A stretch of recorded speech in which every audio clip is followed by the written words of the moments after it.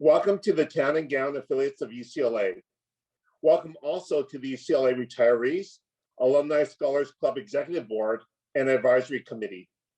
We are pleased that you could join us this evening for the presentation, Yay, We're Alive, Working as a Hospice Nurse. My name is John Gong, and I'm thrilled to be serving as the Vice President of the affiliates of UCLA. Though we are adapting to our safer at home guidelines, we still want to show our appreciation to the Town and Gown affiliate community and friends by bringing us together virtually and highlighting some of the best of UCLA. The Town and Gown affiliates was founded in 1937 and is a cultural bridge to and from the community adjoining the university. As one of the university's oldest alumni organizations, the affiliates create events such as this one with a window into education featuring distinguished faculty lecturers as well as noted speakers. If this is your first Town and Gown affiliates event, a special welcome and thank you for joining us. It is my honor to introduce Barbara Demman, lecturer from the UCLA School of Nursing. Barbara's passion for global health concerns resulted in the first ever nursing certification program with the Ghana Emergency Medical Collaborative. Barbara also has a strong interest in the burnout symptoms and compassion fatigue among healthcare providers. She and her husband, an ER doctor, created and facilitated courses in stress healthcare, awareness, reduction, and prevention. Barbara is also the first woman to receive the My Last Lecture Award, which honors a student-nominated professor and gives them the opportunity to lecture as though it was her last lecture on Earth. I was privileged to be in the audience to witness Barbara's presentation to more than 400 enraptured students 3 years ago. I can tell you that you're in for a real treat. So without further ado, I turn this over to Barbara Demman. Thank you. Wow, John, that was such an intro. If you could just follow me every day, it would be a better day. Thank you. So I just want to say thank you very much for this opportunity. I know when John contacted me a couple months ago, it was just a privilege to speak with you. And then I got to learn about Town and Gown affiliates at UCLA. And the more and more I've learned about this really incredible group, I actually joined. I was like, this group is so amazing. So, being an alum myself and everything, I just, I'm really impressed with the bridge that this group of people and scholars creates between the community and UCLA, and really privileged to be here. Thank you. And also, Julie, a few of us old folks, yeah, mighty and strong. Youth has no age, as we know. I just want to say thank you for letting me speak to a topic which I hold very near and dear and deep in my heart. And sometimes this topic can be a little bit provocative or, a little provoking. But I think it's quite important, and it's quite important. So I'll just give a little background of me. I am alum from 2008, and I'm so grateful for my Bruin educational experience, and then continued on to become a professor here. So I've been working here since 2008 and just really enjoying my time and working in the School of Nursing with nursing students who are just really amazing people.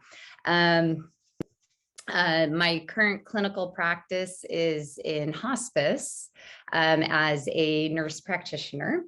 And basically, this is where a person will receive some type of diagnosis or news that they have a terminal disease, where they, if the disease takes its normal progressive course, there's high likelihood that they would pass away or die within the next 6 months.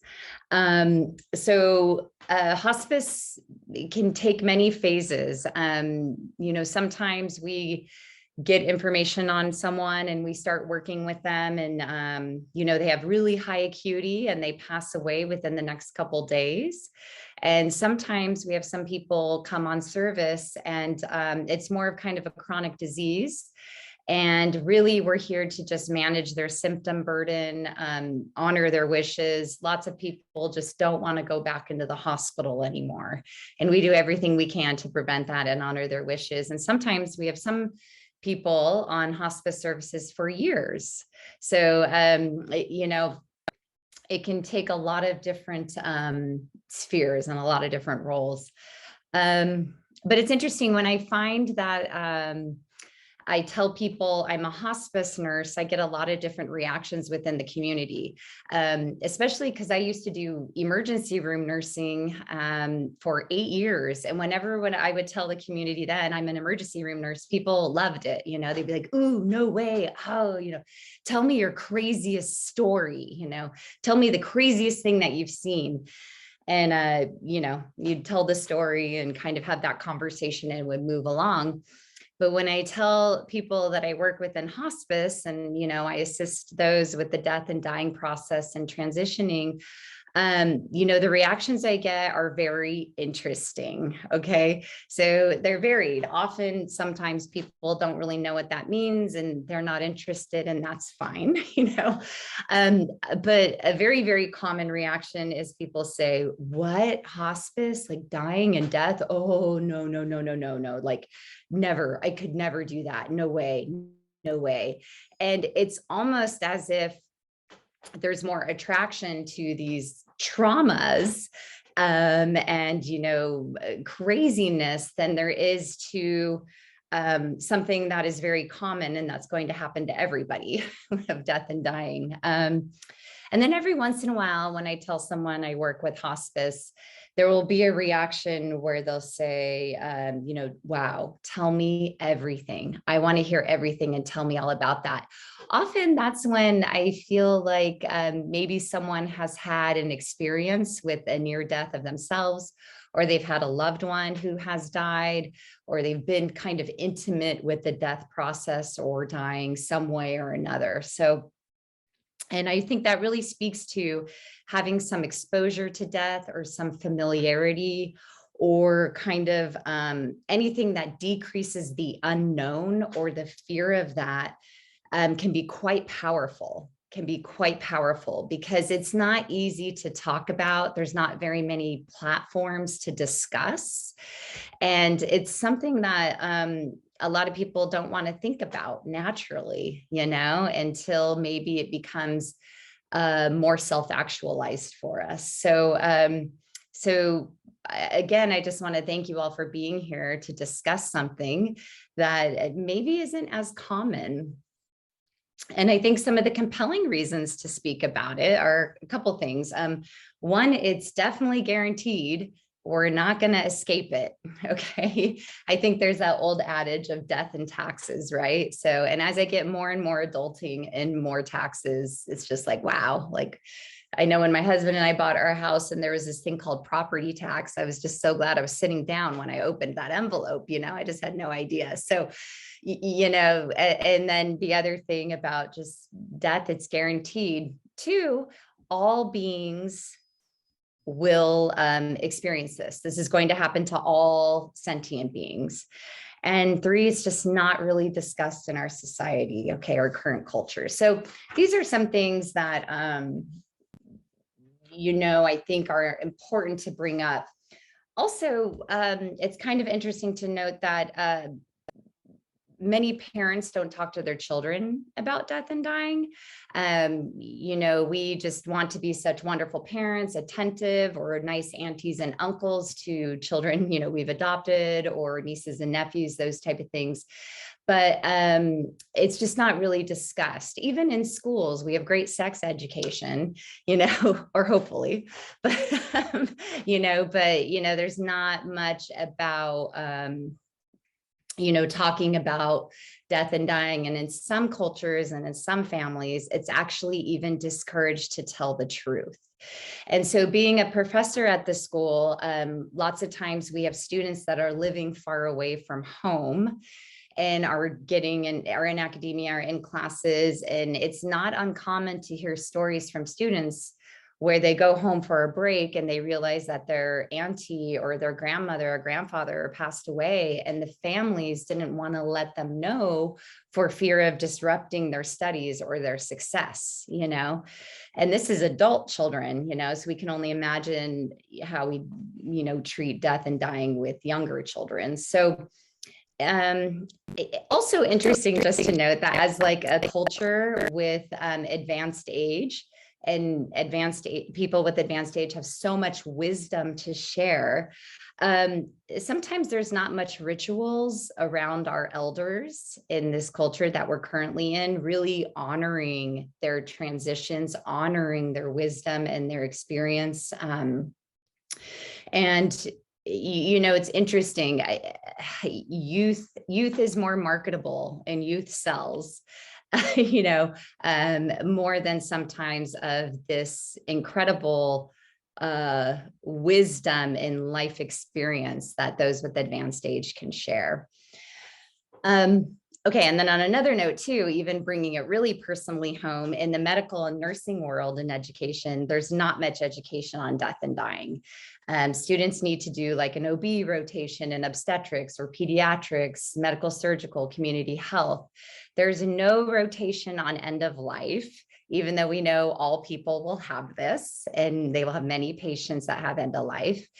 And in addition, the typical education is like maybe a 3-4 hour lecture in theory, and maybe like a simulation, or maybe, they have some experience in the hospital or something. But other than that, there's not any mandatory components to have experience or training in end-of-life care, or having those really difficult conversations, or just how to be present with those that might be experiencing this. So kind of interesting in a death-adverse society, dare we say. And with not much extensive training, no wonder many healthcare providers find it difficult to engage in end-of-life discussions and how to facilitate end-of-life, how to facilitate peaceful, honorable deaths. In addition to, sometimes death within the medical community is seen as a failure, as if, maybe we didn't do enough. Maybe if I had solved this, there's a little bit of a blame element or a deficiency in care, even though we know that death is inevitable.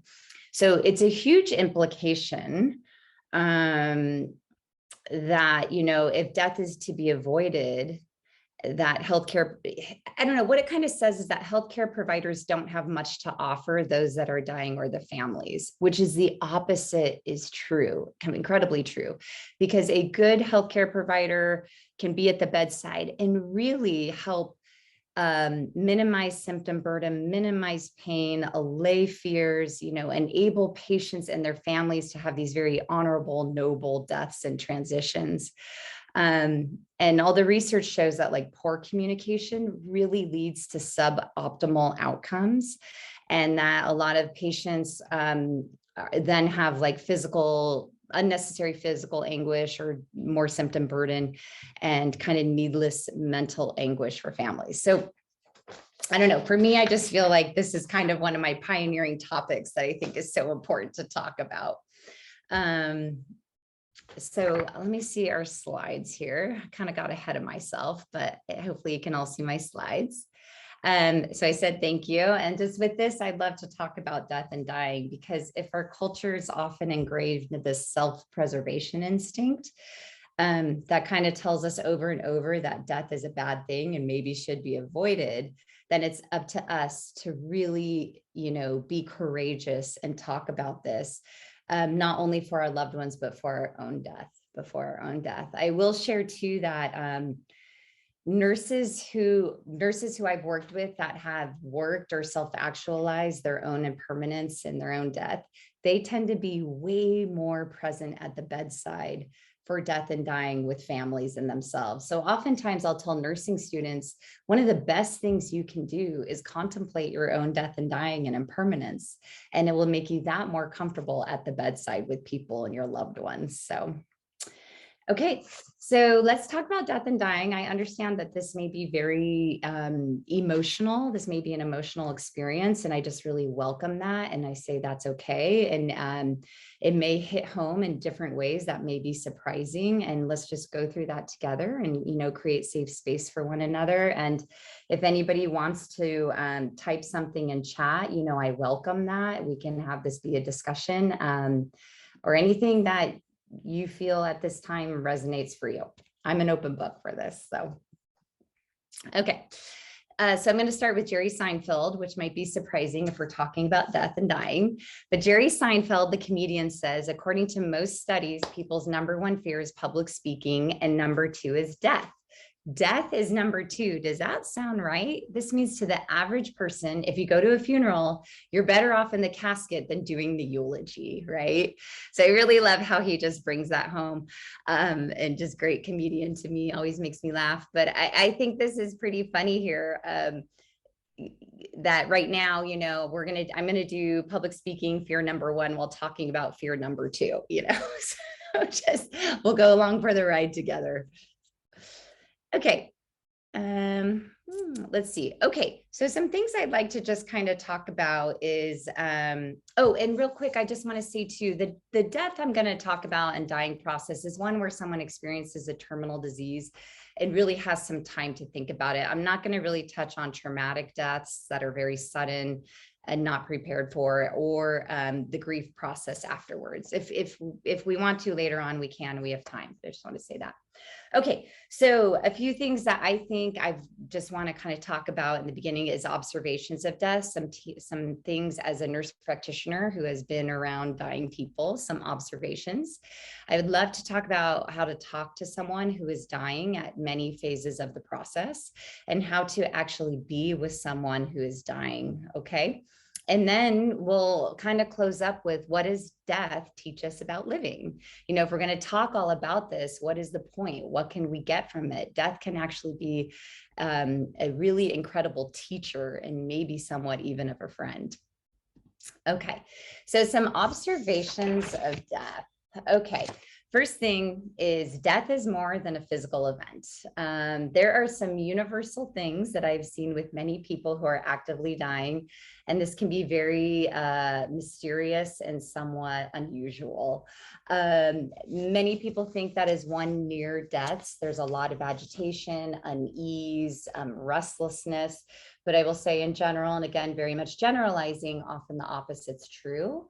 Often as people start to approach death, it tends to be a kind of down approach where they start to sleep more hours in the day. They're sleeping more than they're awake. They're just very resting.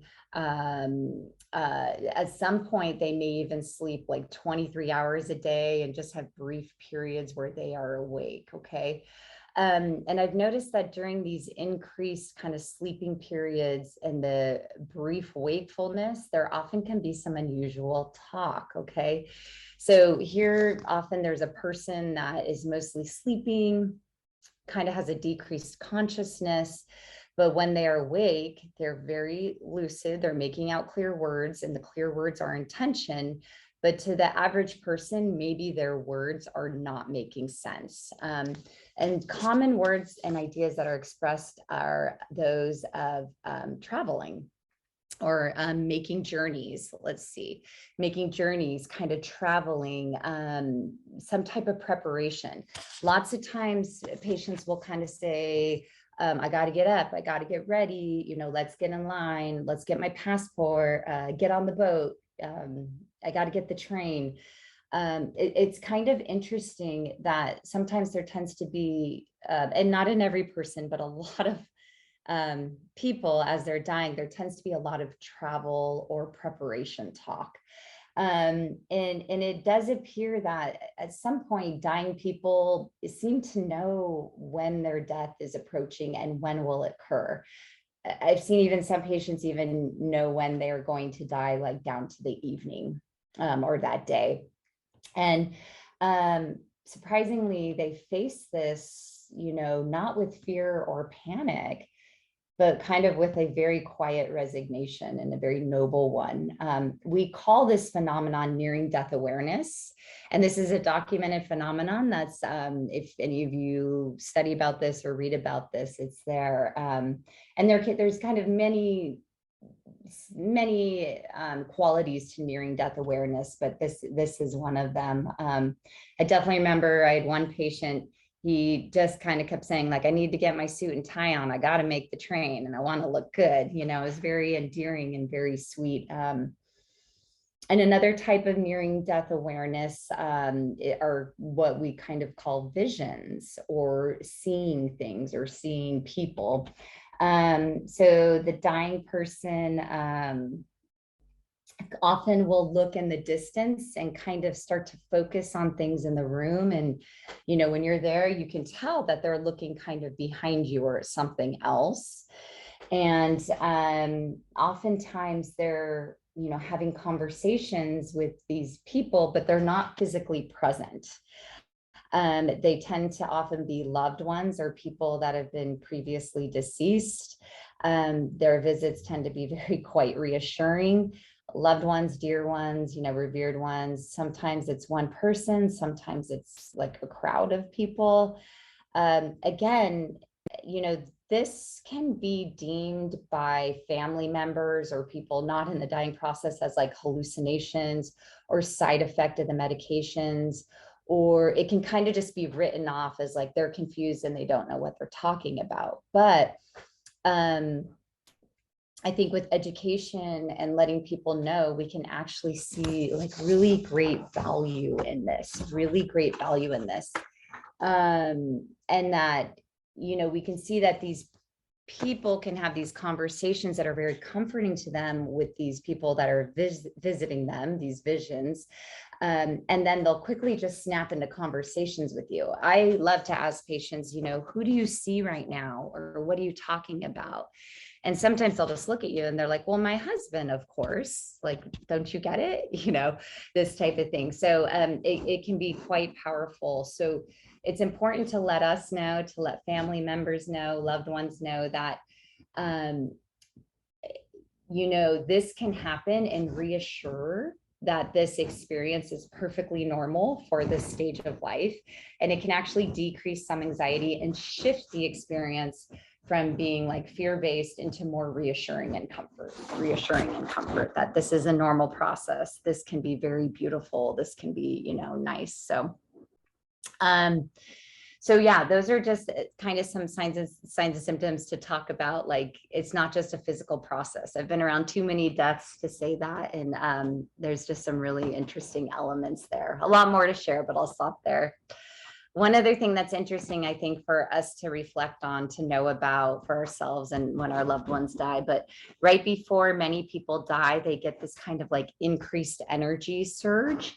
They become, like have a lot more energy. They are a lot more engaged. They're a lot more alert and awake.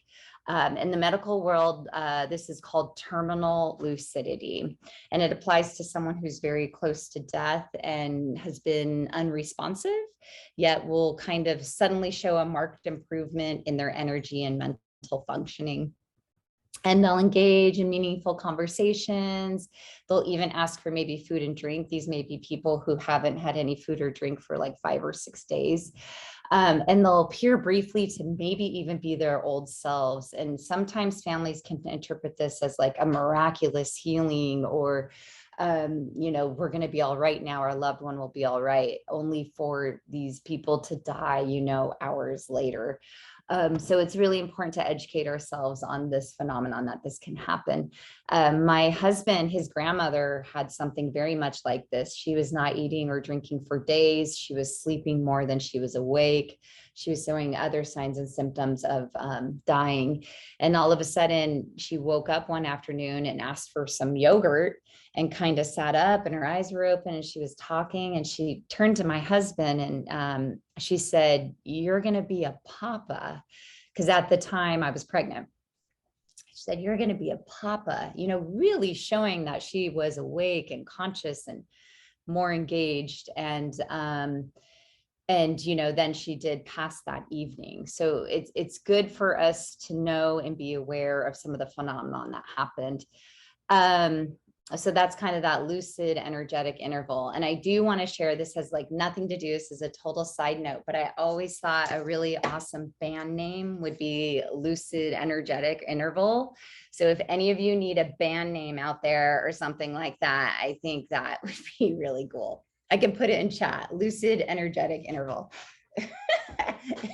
That'd be really good to see. So,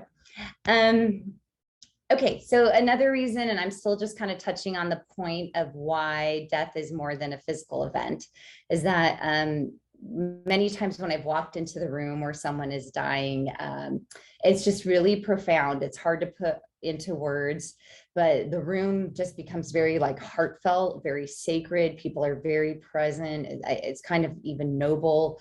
If any of you have been with a loved one or someone who has been dying, you know what I'm talking about. You can't really deny that there's this like very distinct, palpable energy of the room, and is something quite profound.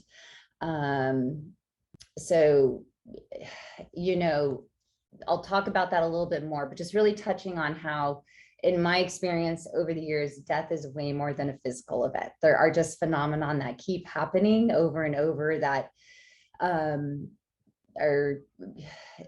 it's hard to explain. We can only kind of document the observations.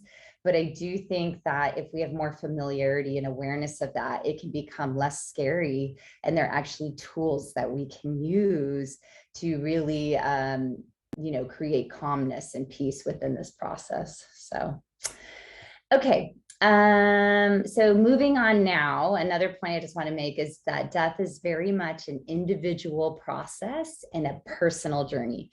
Not one death I have seen has been the same. Each death is as unique as each life. Okay. So whether it was the way the patient just like looked at the family, or the way they looked at me, or the way they took their last breath, the way their family reacted to the passing, the way they passed, you know, the stages of the process, etc. Like I've never seen one death exactly the same. And, you know, each death is individual because really it is an accumulation of this person's life experiences and the emotions of their family and friends and caregivers.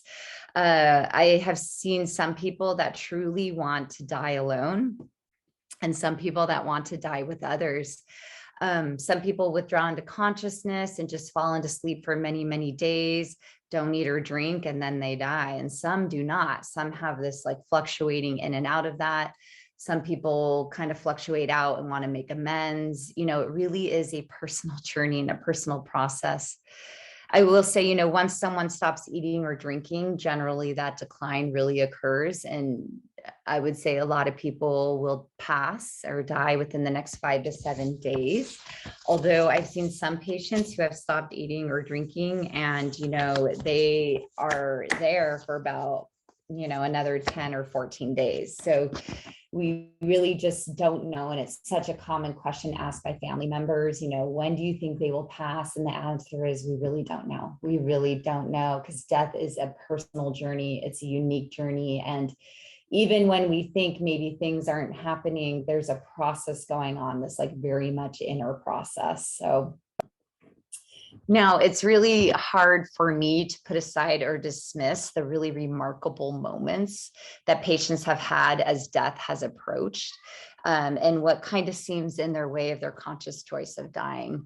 I've seen some patients wait for a loved one, like you know, someone's flying on a plane, and those people are hanging on until that person comes to the bedside. And I've seen some people kind of hold off on their death until all family members left, because it was just like a private process for them. Which kind of brings me to a story. I have lots of stories. I used to work hospice on here. I think I'll just stop and look at you all if that's okay. So I used to work hospice on Sunday evenings from like 4 to midnight. And on Fridays, when I would get done lecturing, I would look up to see what patients were in our service and kind of see. And I remember looking up on a Friday evening once that this woman, she was passing, and I looked at, her signs and symptoms and everything that was going on. I was like, okay, she'll probably pass away before Sunday. And sure enough, I get on my shift on Sunday at 4 p.m. and she's still alive. And so I was like, okay, well, let me just give a call to the family. So I called the family, asked if they wanted to visit. They said yes. I went over, and it was just this beautiful family. And there were so many of them, probably 30 people. And I was greeted by the grandmother, and I walked into the room. And the first thing I noticed in the room where this, woman was passing is that there were so many people and so much going on. There was like someone playing guitar in the corner. People were playing board games. There were like children running around. And it was like to the point where I almost couldn't even like find the patient in the room. I'm like, wow, this is a lot of people. And so, go over, do my assessment, work up the patient, come back, and just kind of tell the family things to expect, things that are going on. But I also mentioned to them that some people like to die alone. And it's very important for us to give them that space so we can be at their bedside, but then fall back and come back and check in, and they said, well, should we do that? I said, I want you to honor you. Just some things to throw out there. So then I left the house. And about 10 minutes away, I got a phone call from the granddaughter, who was the durable power of attorney, which, by the way, I just want to say all of us need to have durable powers of attorney. It's one of the greatest gifts you can give your family. So just please be aware of that.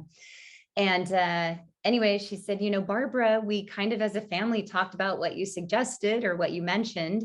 We gave grandma a picture of grandpa, and we all left the room, and grandma passed away, and it was just really quite beautiful. I think that loving gift that they gave to offer that, to offer privacy if this is how grandma wanted to pass, but often for us, we really feel like, no, I need to be at the bedside. And if I'm not at the bedside, like I did something wrong, there's lots of stories where someone's there for 3 days straight and they just go get a cup of coffee and they come back and someone passed. And then they have this really extreme complicated grief about that, so it's so important for us to know and to tell people that it's okay if people pass alone. That is okay. It does not mean that we weren't good, loved ones. So anyway, when I came back to, it turned out that this patient, she had a bell collection of like 2,000 bells. And the family said, do you want to pick out a bell? And usually in hospice, we have to say no to everything, no food or drink or anything like that. But I just felt like this was too special. I was like, yes, I want a bell, you know what I mean? And so they let me just go through a whole collection. And I got to pick out this beautiful bell, which to me was kind of interesting. It's not a pattern I usually choose or pick out, but I think I was just really feeling like the grandmother vibe, and just, it was really sweet. So I still have that bell here, and now I have to keep it up very high because my 3-year-old wants to play with it, and it's just too special for me. So, okay. So now just kind of moving on about how to talk about death, and then how to be with someone who's dying. So I think the most important thing is to not withdraw from them. Sometimes people feel like, I don't know what to say. I don't know how to be. And the common thing is just to like not call as much or not text as much or not be around as much. I just want to share that. Please don't pull away if you can. We don't want to isolate someone because they are dying. We want to visit them, call them, write them letters, let them choose when they want to be alone, but let it be their own choice when they want to be alone, not like a forced isolation. Okay. So you can check in, but say, do you want some alone time? I'm here, these type of things. And then when you're with them, if they want to talk about dying, great. And if they don't have to. We're not going to force anything, but we do want to be present and sit and listen and do provide some silence, because in that silence, some really powerful things can come up. We don't want to fill the room with idle chatter, which I see is so common. People are very nervous. They don't know what to do. And they kind of just fill up with this idle chatter to probably cope with themselves for not knowing what to say or how to be. So I just say, meet them where they are. The person who's dying usually knows they're dying. And it's not a secret for us to be afraid or run away from. In general, what happens, I'm definitely generalizing, is that a lot of patients in the very beginning are very scared of death and dying. It's very traumatic. It's hard for them to wrap their hand around, like it's very scary. And then through time and contemplation and conversations, again, I'm generalizing, but often there's this transition period where they're not kind of scared as much anymore. They've worked through a lot of things. They're kind of making peace with it. Outside variables in their life are getting settled. And it's this transition or the arc between like the fear and the peace with death that really can help with an empowered death, really can help. So we just really want to be there for someone, especially when they've come to the acceptance of dying. Because what can be more lonely when someone has accepted their own death, but they can't talk about it with anyone around them? You know, this is where there's like emotional loneliness there. So just, you know, knowing you're dying and just hoping that people can talk to you about that is quite powerful. And sometimes too, in wishing to protect our loved ones, we may avoid talking about the really important things altogether. You know, we want to take their mind off it or be the distracting one or keep it cheerful. It's a normal thing to do, super understandable. It's just a reflex reaction, but we want to be mindful if we can when we are doing that. I also just want to say, please try to avoid false reassurances. You know, I'll see you tomorrow. No, it's fine. Don't talk like that. These type of things. I think some of the most powerful things is just admitting you don't know what to say. Admitting what we don't know what to say or how to be is more valued than some cliched comment about false hope or promises. People aren't looking for us to make it all right. They're just looking for us to be authentic and just for us to be us. So be you. So being mindful of how our discomforts can get in the way. I can do this too, especially in pediatric cases with pediatric hospice. It tends to be extremely challenging, especially now that I'm a mother. So just being mindful that if we isolate or withdraw or fill up with idle chatter, you know, we don't want to isolate our loved ones or inadvertently turn away precious opportunities for calm and peace. So okay. And this is great that we're talking about this. I have it written down here that I just want to mention, the more we talk about this, it's nice because we can create some stimulus between some space between the stimulus and response. Often when we hear about death and dying, the stimulus is to run away. But if we can just really create space between the stimulus and our knee-jerk reaction, it can be quite powerful. So touching on that, I just want to talk about a patient that I worked with. His name was Jack. He was very kind of a challenging person.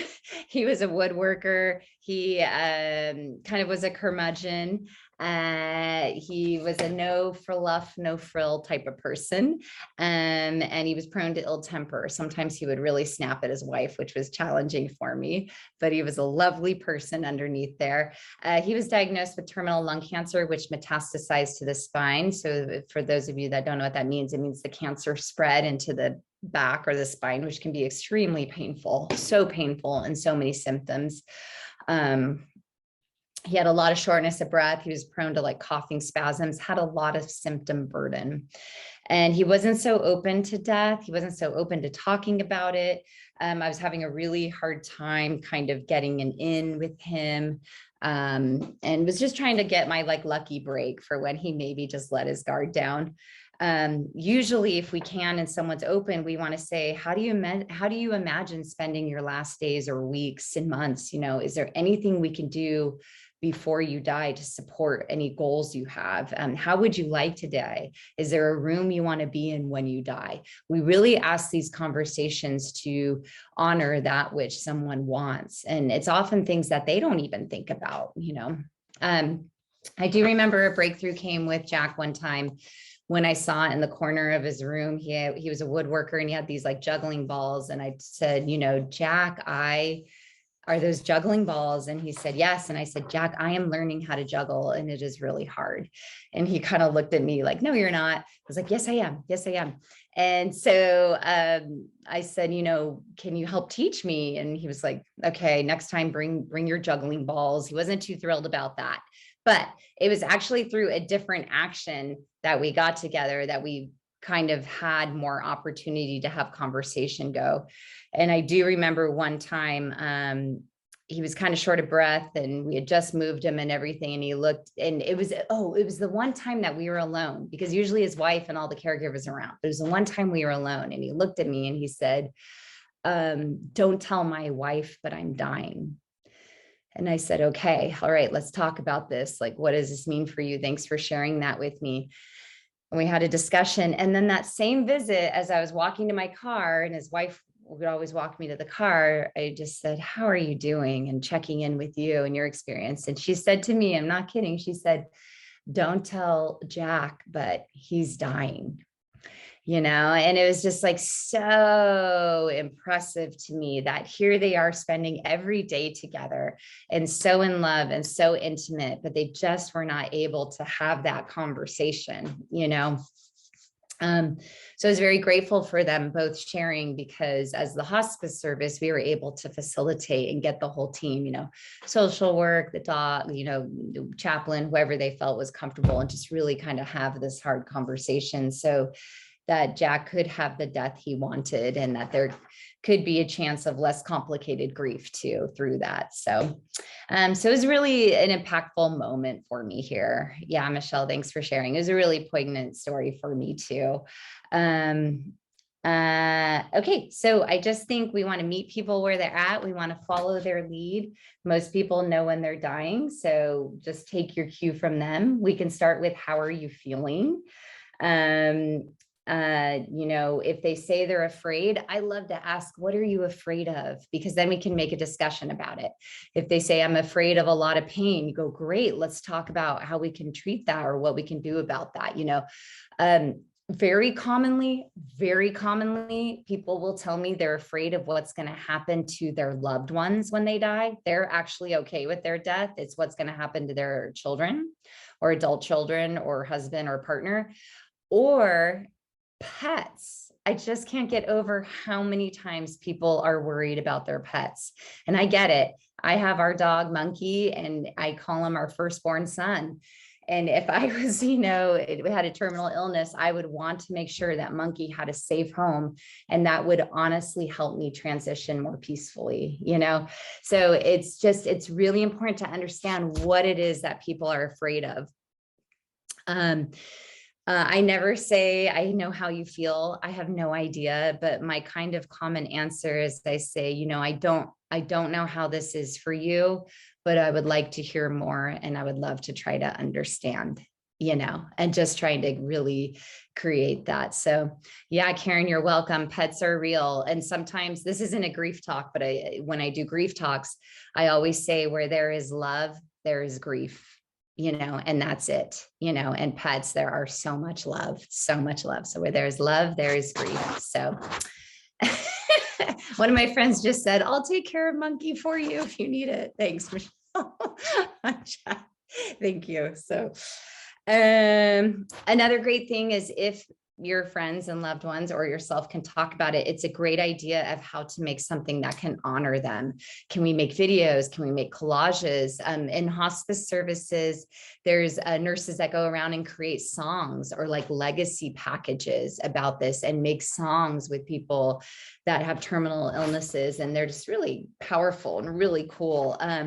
I know at UCLA ICU, they have a 3 Wishes program. Sometimes they make molds of people's hands. They frame the last EKG strips. There's a lot of different really beautiful memorabilia that can do that. So okay, so speaking of last wishes, oh, Donna says, does a person who's dying ever say they feel guilty for leaving their spouse alone?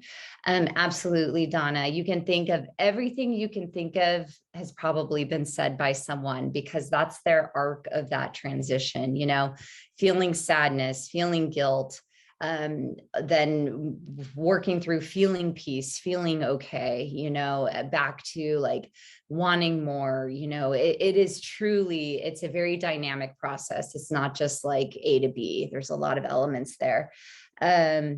Yes. And especially like with children, young children, that's really tough. Young children, like I work with a lot of women, 40s, 50s, breast cancer, who have young children, and that is really hard to process. That is really hard to process. I'm going to get teared up just thinking about some of my patients. So, okay. So speaking of talking about, what people would want, there's a really sweet kind of story here about, we talked about Done with Drum, meet them where they're at. Okay. This is a story about Vernon McAllister. Let's see, how old was he? I think he was 93. Where's my notes? And he was asked, what would be some of your wishes? And he said, I would like to renew my wedding vows with my bride. And we have been married 72 years. I mean, I'm just hoping to live to 72. I can't imagine being married for 72 years. This is pretty amazing. And by him expressing that, they were really able to facilitate this for him. And it was something that he didn't even know he wanted, and it was in asking that he was able to do that. So it's just a really beautiful picture here. It's just so touching to me. And I just feel like that's so love, So you can ask people, do you want to involve your children? Do you want a funeral? Do you want this? What are some things? Let's see. Okay. Sometimes too, speaking on this as well, sometimes family will ask, should we involve children in this? Should we, it's kind of interesting, but people are unsure whether to include children in this or not. And here's where I just want to say, I'm not a trained professional, I'm not a child psychologist. So this would be a case where it'd be very good to seek out professional help. And there's no correct answer. There's no right or wrong way. But I do think if the child's old enough, you can ask them what they want and they can make their own decision. I do believe too, it is very important that children feel like the family and that they're not left out of something that's happening, because they are so smart and they know. I personally have my own experience with death as a child. My brother passed away when I was 8 years old from a motorcycle accident. He was 23 years old. And I remember thinking as an 8-year-old, wow, he was 23. He lived a long life. That's good. He was old, but really just show you where he was at 8 and now knowing how young that was. And as I've become a hospice nurse, I actually am just so grateful to my parents for including me in everything. They included me in funeral plans. I was there for the funeral. I watched them cry. I watched my parents go through it. And I really think I might have had more complicated grieving if I wasn't part of that, if I was like pushed away and sheltered from that. So I just, I thank them. It's kind of an odd thing to thank, but I think it's really powerful. Let's see. I also, I lost my notes. Thanks. I also want to bring up this is, I kind of want to just give a trigger warning. This is a very, very sad story, but it's very poignant. Oh, that's a picture of my brother and I right there, Paul and me as a little girl.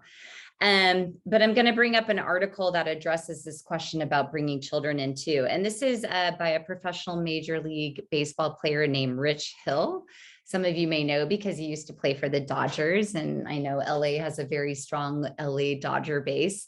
I think right now he's for the Red Sox. I think he's in Boston, but he wrote a very eloquent article and story. If any of you want to read something very touching and well written about his son, who was born with an abnormality in his brain, a serious medical condition and brain malformation. The article is called "I Want to Talk About My Son Brooks," and it's great. He discusses, it's well written, it's worth it. He discusses taking his 6-week-old son home from the NICU onto hospice after it was determined that no more medical interventions could be done. And I'm just going to share a little bit of an excerpt. This might be very touching and it might be very emotionally evoking, and just holding each other here for this. But over here is a picture of Bryce, who is the older kid, holding Brooks, and Brooks is the one who's going to go home on hospice. So this is what Rich Hill writes. He says, when your newborn child is going to pass away, there's all sorts of questions that you need to ask, questions you've never thought about before and never figured you'd ever need to be asking. There's a bunch of them and they're all terrible. But I think that by far the worst one is, how exactly is our baby going to die? It just seems so inhumane in every way, but at the same time, we really had no idea how it was all going to work. And it was being left unclear because, like, how do you even ask that question? How do you make it so those words come out of your mouth? I didn't know how to say it. I couldn't even say it out loud to my wife, Caitlin. I struggled with it and she did too. The other really difficult question for us was whether we should try to shield Brooks' passing from Bryce, not expose him to what was happening or whatever.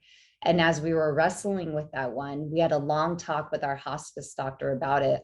And something she said to us really hit home. She said, do you guys want Bryce to feel like he's part of this family, she asked, or do you want to make it so that this big thing that happened in Bryce's life will be something he wasn't any part of? And that was all we need to hear. It was like, no, Bryce is a huge part of this family. He needs to be with us and part of this. So we took Brooks home to be a family together, all of us as one.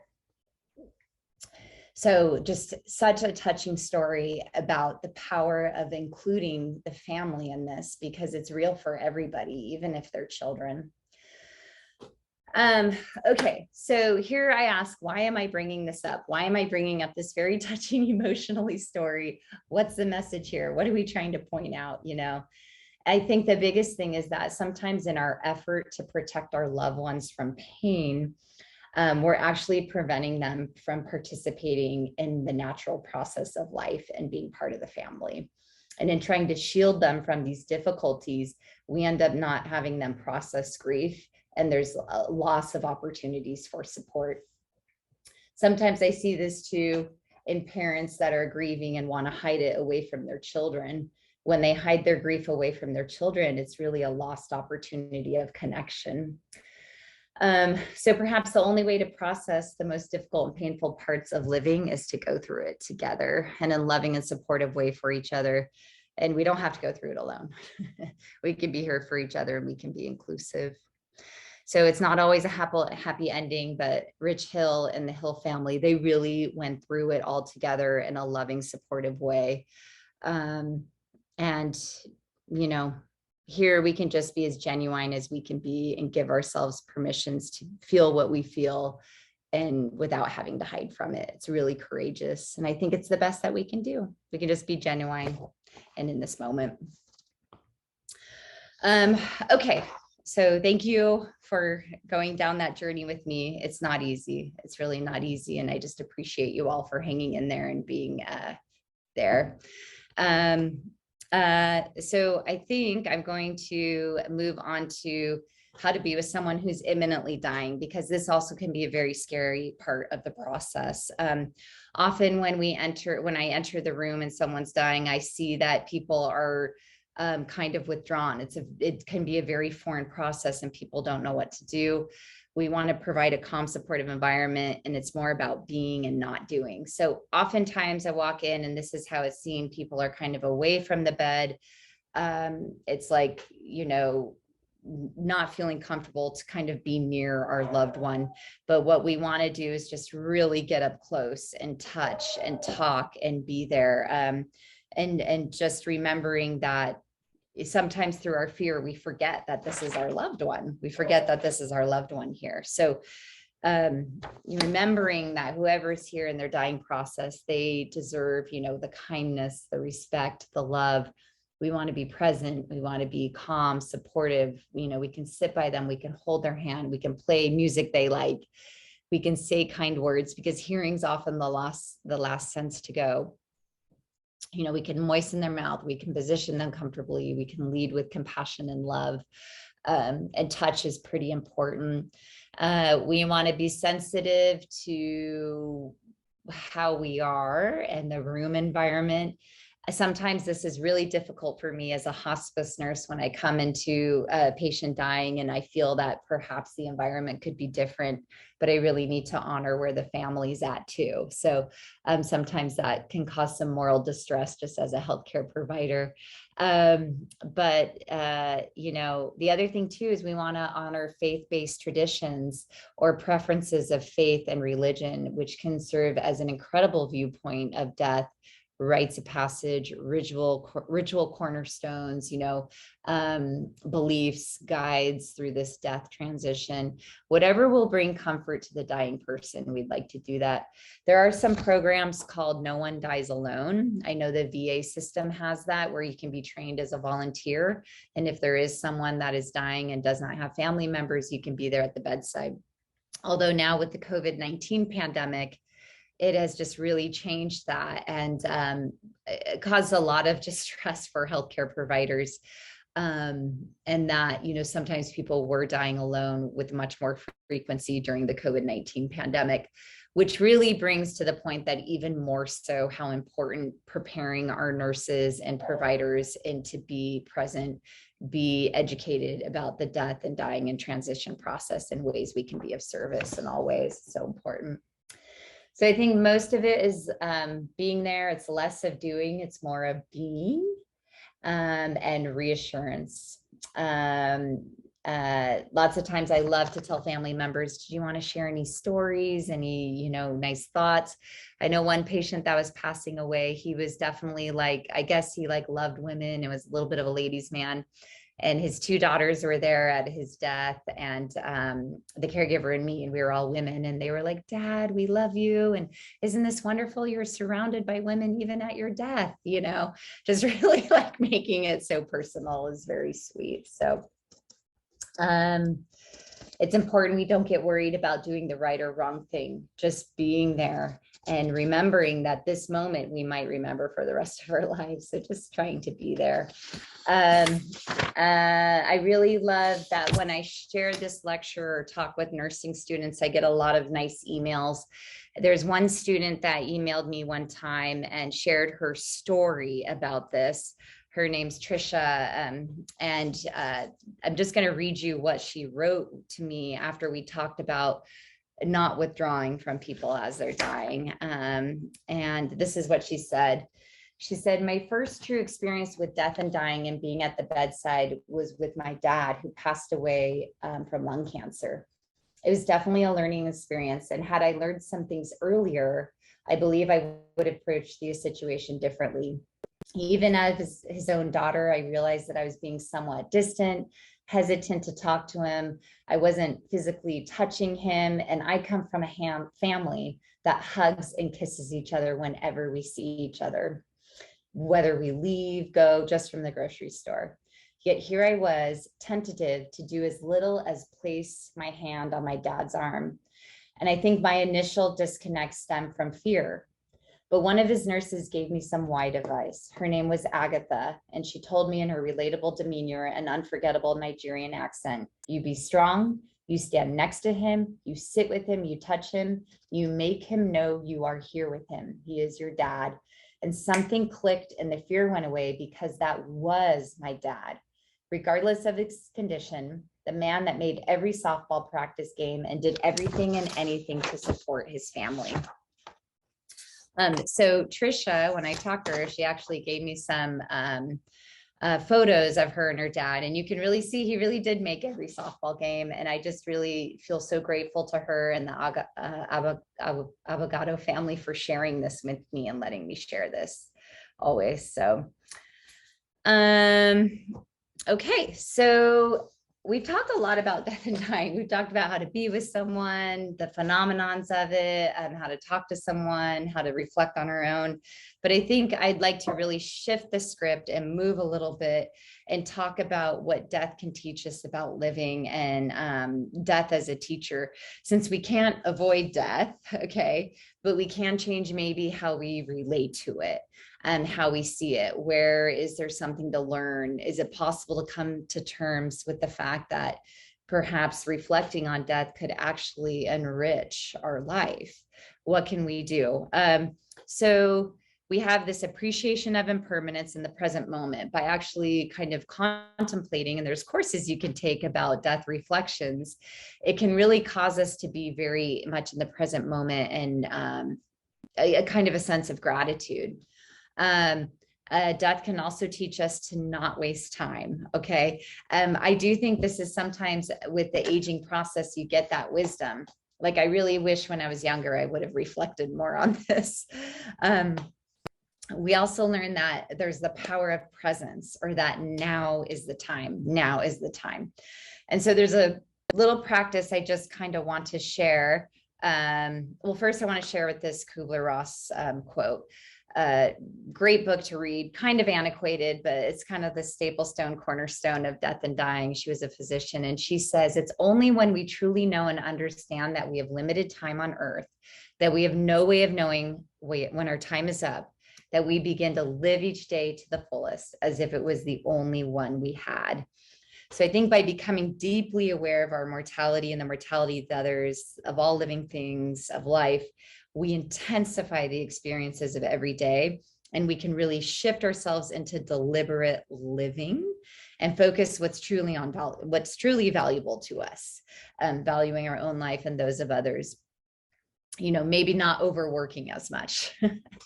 And there's another quote from Steve Jobs where he shared, remembering that I'll be dead soon is the most important tool I've ever encountered to help me make the big life choices, because almost everything, all external expectations, all pride, fear of embarrassment or failure, these things just fall away in the face of death, leaving only what is truly important. And I will say, it does seem like people who are truly contemplating their death have some of the most fulfilling lives. Whether they're doing analytical death meditations or have been around loved ones dying or dying themselves, people who contemplate death definitely seem to live fully and come to this somewhat kind of place of peace about their life and future death. So in the end, I think one of the most powerful gifts death can give us is an appreciation of life.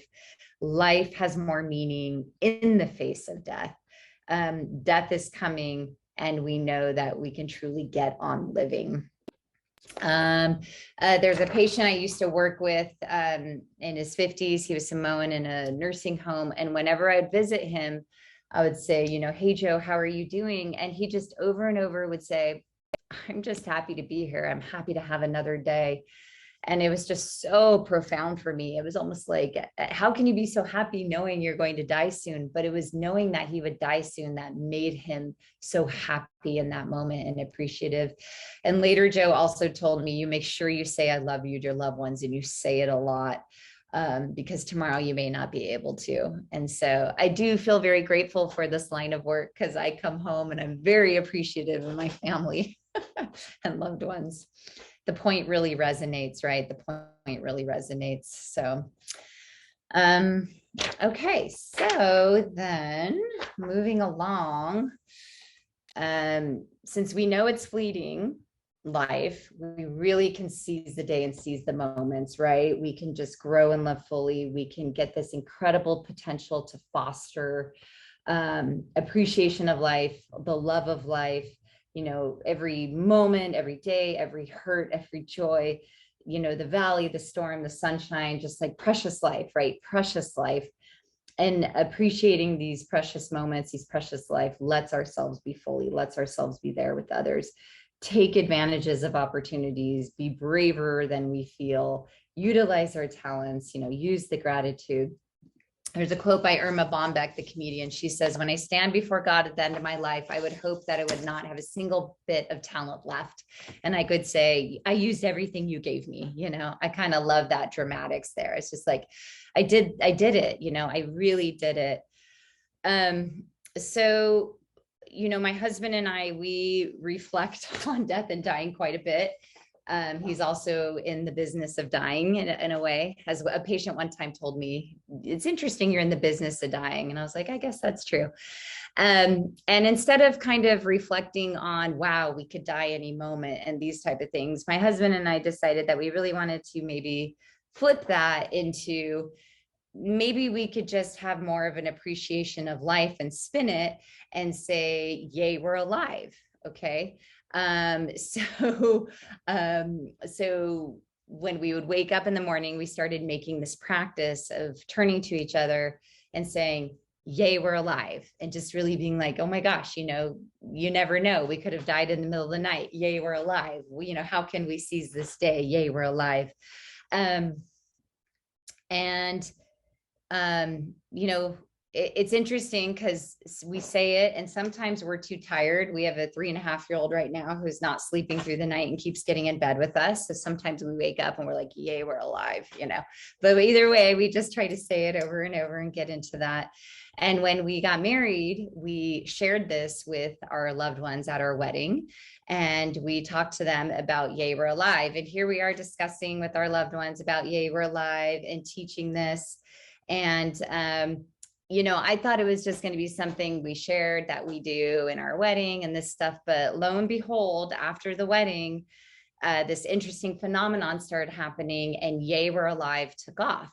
And I started getting a bunch of text messages. So here's just some screenshots of my text messages from people, yay, we're alive. And I'd be like, oh, yay, we're alive. And I reply back, you know, and then, you know, more friends, yay, we're alive, yay, we're totally alive. And then it kept going on. This was my happy birthday to someone, and this says, yay, we're alive and older. And then a friend who leads backpacks and is the backcountry a lot on the trail, I just keep hearing myself saying, yay, we're alive, yay, we're alive. And suddenly within our family and friends, you know, in our little community, it started taking off. This was a good one. Our friend who takes vitamins, she texted me, yay, we're alive. I think of you every morning. I take my vitamins with the Alive vitamins, right? But it even just moved into YWA. It became an abbreviation of yay, we're alive, YWA, and kind of took over on this outlook of life. You know, here we are like, yay, we're alive. You know, we can be really present. And so I just kind of want to encourage us is maybe there's a bunch of ways we can incorporate yay, we're alive. It doesn't just have to be in the morning. We can do it at the office with our coworkers and teach them this, and, you know, or just to ourselves, like, yay, we're alive, you know. I have a friend that's a lead anchor in the Montana Morning News, and she popped this one morning in the news and flashed this about yay, we're alive. You know, you can do it while you're cooking or at home. You know, around the world, some of our friends who live, one of our friends lives in England, and he said, every day I bike by this, it says, you are alive and everything's possible. And I just think this, yay, we're alive. This is a friend from New York who just, you know, the Empire State Building's in the background, very New York on a piece of paper. From Italy, from Japan, my dear friend has taught this with her grandmother. And when they wake up, they say this to one another. You know, from Russia, there's just so many different ways that we can implement this. I love these kiddos here. My friend Betsy's daughter, Cora, and just, I think they're just really embodying it as children do, you know, estamos vivas. And like father and like son, I get pictures like this. It's just so fun to receive these about yay, we're alive. And we can do it with kids and family. Just, you know, really shifting what this looks like for us. This is at the Dodger game over here. With my dear friend Marco and his sister Marisa. And since then, his father has passed away since this, but it's just, yay, we're alive, we're alive, you know. Here's a dear friend of mine and his whole family sending this to each other. And I think, Jay-Z, you're on this. And from the hospital, she was there hospitalized, and she sent this message, which I thought was just such a beautiful testament to her attitude. And, you know, during the face of adversity, still rocking this yay, we're alive. This is my friend who's a public defender. And here she is in front of Superior Court sending me a yay, we're alive. And we can do it with our animals as well. And in fact, sometimes being with children and animals is the most present moment we get. And it's so appealing to be with them. And alone, I think doing it alone is an incredible practice of yay, we're alive, and just gathering that present moment gratitude and opportunity and potential for us. And with our loved ones too. and outdoors. I've gotten a lot of great photos here from some Yay We're Alive's outdoors as well. So it's really fun. And I don't know, I think there's something about putting this down and manifesting this that does bring this like side effect of joy, but you all can see it for yourselves. You guys can see and implement that if that feels right to you. So my encouragement is to you is how can you include Yay We're Alive in your own life as a way to appreciate precious human life, precious human life. And there's a beautiful quote by the Dalai Lama, and he says, every day, think as you wake up, today, I'm fortunate to be alive. I have a precious human life, and I'm not going to waste it. I'm going to use all my energies to develop myself, expand my heart out to others. I'm going to have kind thoughts towards others. I'm not going to get angry or think badly about each other's, and I'm going to benefit others as much as I can. Pretty lofty goals there. We can sum that up by Yay We're Alive if we want, but I just find that very, very, very inspiring to read that.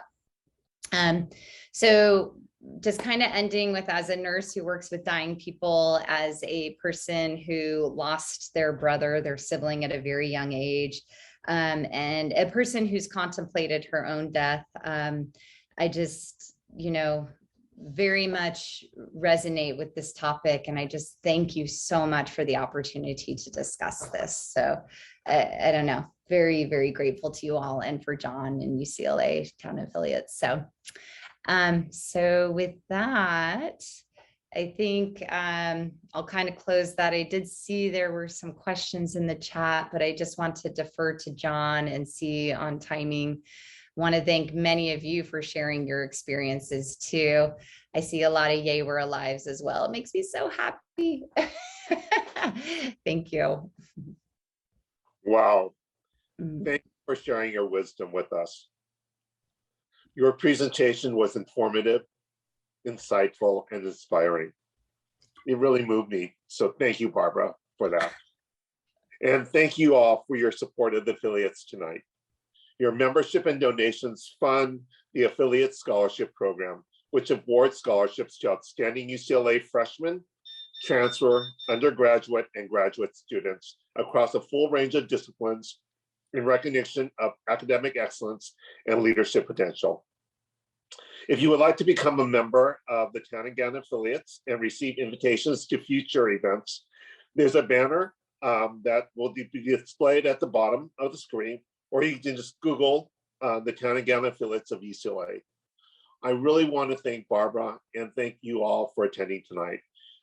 I think this topic is so important, especially during COVID. And so I'm just happy to be alive. So thank you, Barbara. And thank you. Thank you all. Thank you for your support and love. Yay, we're alive.